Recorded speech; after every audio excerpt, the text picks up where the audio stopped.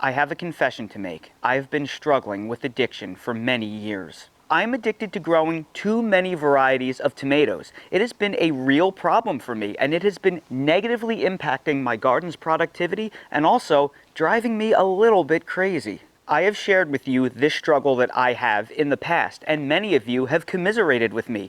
You have this addiction as well. Well, I say no more. 2025 is the year of breaking the cycle of addiction, and on today's video, I'm going to share with you my bold 3-step plan to doubling my garden's tomato production while growing less tomato plants. Let's get into it. If you're new to the channel, please subscribe, hit the bell for notifications, and check out my Amazon store and Spreadshop links in the video description for everything I use in my garden and awesome custom apparel and gear. I will be breaking this video into 2 separate parts. Part 1 will explain how I am going to increase my garden's tomato productivity while growing less tomato plants overall. And Part 2 will share all of the tomato varieties that I will be growing this year. So if you are looking for some of the best tomato varieties to grow, take notes on that segment. If you're curious where to buy tomato seeds, I will drop a link both above and down in the video description for a video that I just made that shows you my favorite places to buy seed. 7 years ago, I moved from the northeast to the southeastern coast of North Carolina, Zone 8B. Moving here was a huge shock because summers here are so much hotter,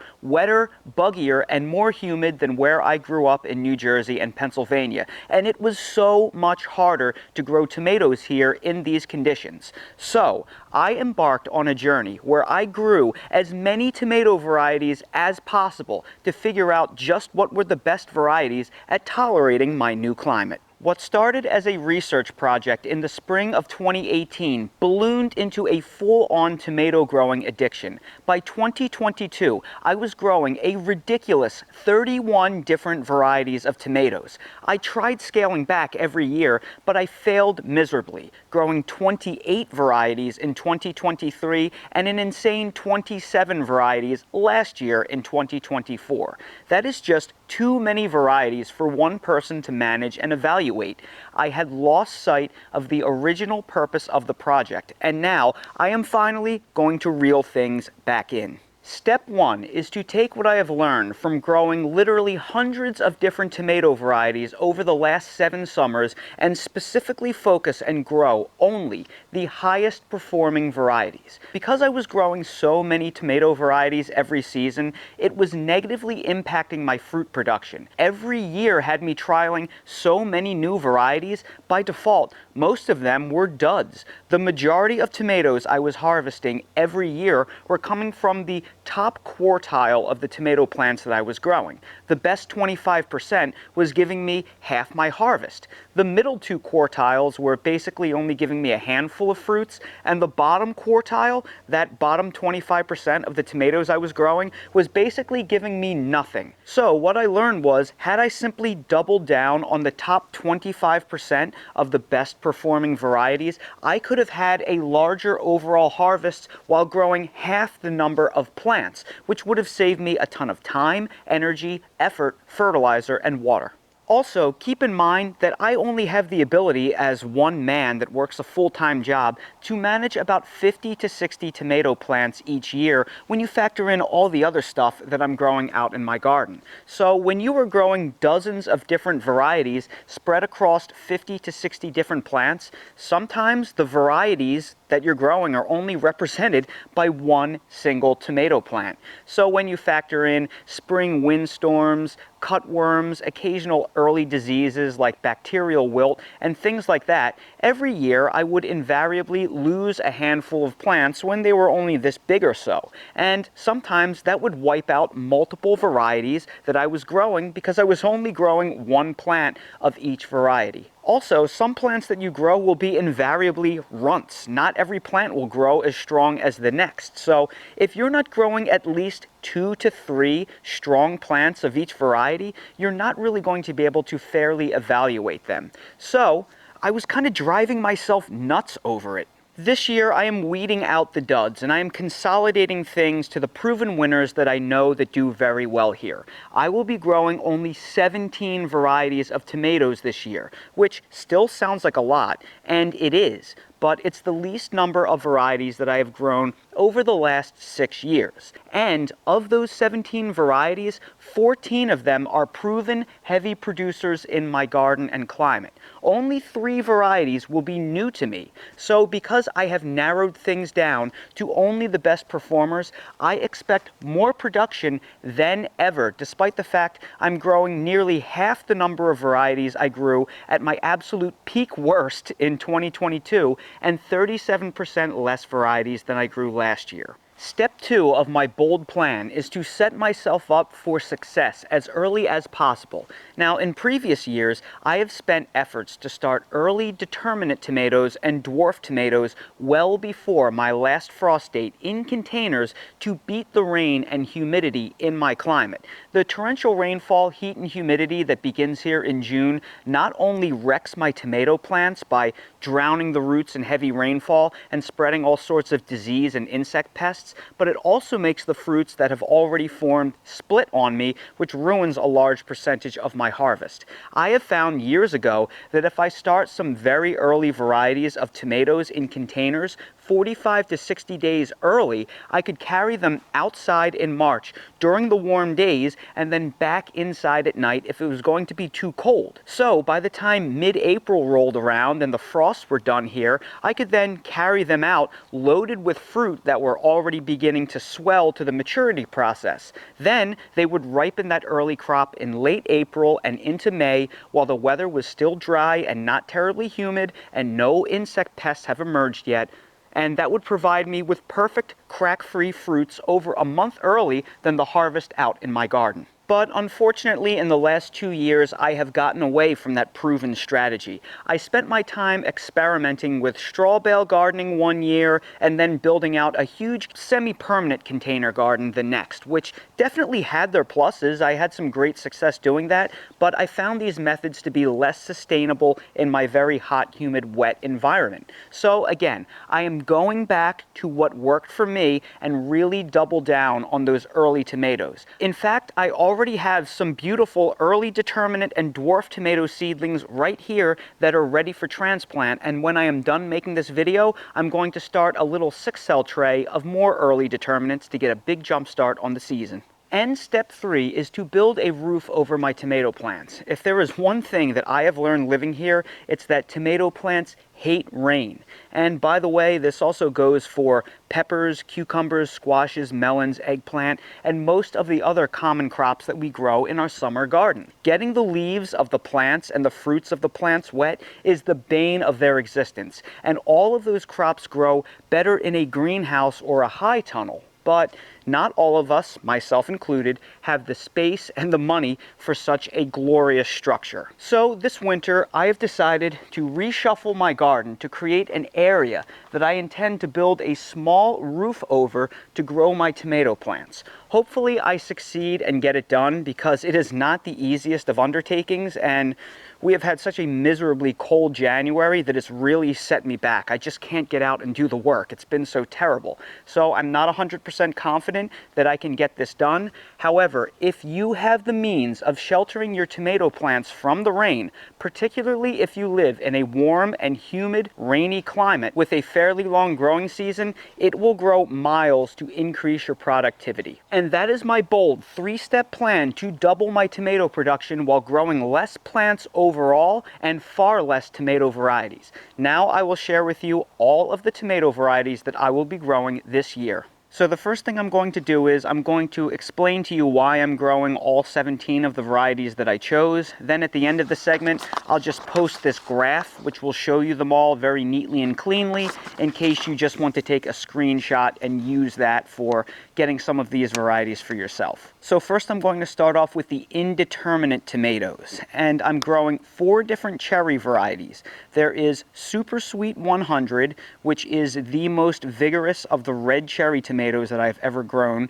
There is Sun Sugar, which is one of the most vigorous of the yellow cherry tomatoes that I've grown, and Mountain Magic, which is a very large, it's somewhere in between a cherry tomato and a slicing tomato, and the production is absolutely off the charts. Then, unfortunately, the seeds that I have been growing for a black or purple cherry tomato I can't find anymore, so I'm trying a new purple cherry tomato called Black Zebra. So this will give me the most vigorous and productive red and yellow cherries, hopefully a very productive purple or black tomato that's a cherry, and then Mountain Magic, which absolutely blew me away last year. And this will take care of all of the cherry types that I need to grow. Then I am growing two different plum style or paste style indeterminate tomatoes. That is Jersey Devil and Berkeley Tie-Dye Heart.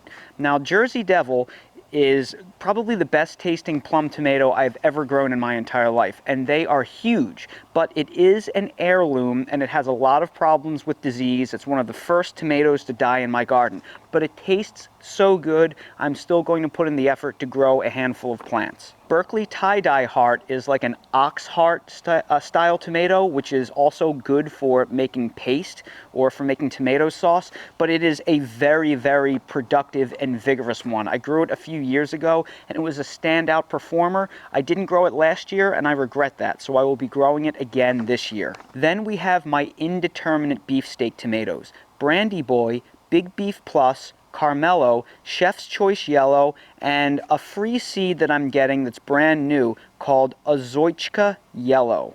And Brandy Boy is by far my favorite of the beefsteak indeterminate tomatoes. It is an F1 hybrid version of the Brandywine Pink Sudeth strain, probably the best tasting pink tomato of all time, but it is so much more vigorous, productive, and disease resistant. Then we have Big Beef Plus, which is one of the most productive beefsteak tomatoes you'll ever grow, but it has additional disease resistance beyond what the standard Big Beef has. Big Beef has been a standout in my garden for years. I am a believer in Big Beef. The only tomato that I have ever grown that has beat Big Beef in productivity is Carmelo. Carmelo last year blew me away. Not only was it more productive than Big Beef, it tasted better, and it was more uniform, and it never cracked. So I am tripling down on Carmelo. It is absolutely incredible. Then I'm growing Chef's Choice Yellow. I've been growing Brandywine Yellow for many years. It might be my favorite all-time beefsteak tomato, but the productivity is awful. Chef's Choice Yellow is very, very similar, if not almost identical. You can't really tell them apart, but it has 50% better yield, so I will be sticking with that. And then this Azoichka Yellow, this is a free seed from tomato growers that I got. I don't really know anything about it. I'm going to grow a plant or two just for fun. Now for the Determinate tomatoes. I am tripling down on Celebrity Plus and Red Snapper. These are Determinate beefsteak tomatoes that are extremely disease resistant and have perfect crack resistant fruits that are super disease resistant. So if you live in the humid South or you want fast producing large beefsteaks, these two are two of the best in class. Then I'm going back to my favorite early Determinate, which is Celets. After I turn off filming this video, I'm going to sow 3 to 6 Celet seeds because they are the Determinate varieties that I'm going to be growing in my wave of containers that I hope to get early crops off of. Celets is one of the best tasting early tomatoes that I've ever had. It's the best tasting early tomato, if not one of the best tasting of all time. They are super prone to cracking, so they can't really grow here when it gets warm, but they do really well here in March and April. And if you live in the Pacific Northwest and you don't get a lot of heat, they are bred from Oregon State University, so Celets is just awesome. Then I am trying a new Determinate paste style or Roma style tomato called Roman Warrior. This one will be brand new to me. I've been searching high and low for a good Determinate style paste tomato, and I haven't found one that blew me away yet. The search continues. I'm hoping I hit pay dirt with this one. Then we have the Dwarf Tomato Project tomatoes that I will be growing this year. Now normally I grow anywhere from 5 to 8 different Dwarf Tomato Project tomatoes, but I find that here because I have such a miserable climate, they just don't hold up as well as some of the more disease-resistant hybrids. So this year, I'm just going to grow lots more plants of my favorite two varieties, Rosella Purple and Dwarf Emerald Giant. Rosella Purple is easily one of the best, if not the best, of the early tomatoes that I've ever had. It's by far my favorite black or purple tomato. Blows away Cherokee Purple if you've ever tasted that one. It's much better than that in my opinion. It's also incredibly early. Dwarf Emerald Giant is one of the best tasting high acid green tomatoes I've ever had. Just phenomenal, and it's a lot later. So between those two, I'll get my early season harvest and later season harvest off of dwarf tomato vines. And that right there is everything that I'm growing this year. It is just that simple. So again, I'm going to paste a higher resolution image of this chart overhead. Feel free to take a screenshot or just jot these down. And if you find any of these tomato varieties interesting for you, I'll place links down in the video description for places that you can get the seed. And that right there is my bold 3-step plan to double my tomato harvest while growing less tomato plants and way less tomato varieties overall. So everybody, if you found this video helpful, please make sure to hit that like button, subscribe to the channel, and please ring that notification bell so you're notified when I release more videos like these. Again, if you're curious about any of the varieties that I featured or mentioned in this video, I'll place links to the seeds down in the video description where I can. If you're curious about any of the products that I use in real life to grow tomatoes or anything else in my garden, please expand the video description and click on the Amazon storefront link. You'll see everything I use in real life in my Amazon storefront, and while you're down there, please check out my spread shop for custom merch if you want to support the channel. Thank you all so much for watching, and I hope to see all of you again on the next video. All right, Dale just got out of the bath. He's so fresh and so clean. It's time to go outside and do a zoomie. Come on. He may be a hound dog, but he's about to be an Airedale. Go, Dale. There he goes. He's air drying. Whoa.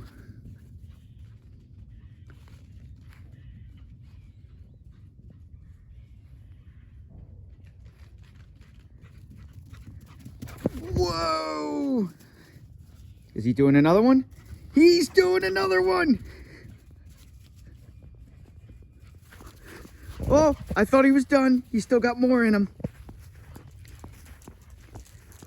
Oh, again. What are you doing, you crazy goofball? Do you feel better now? You look better. You're so nice and so clean. You're a little bit wet. You're a little bit wet. Come on, buddy. We got to get you inside and dry you off a little bit better. It's really cold outside.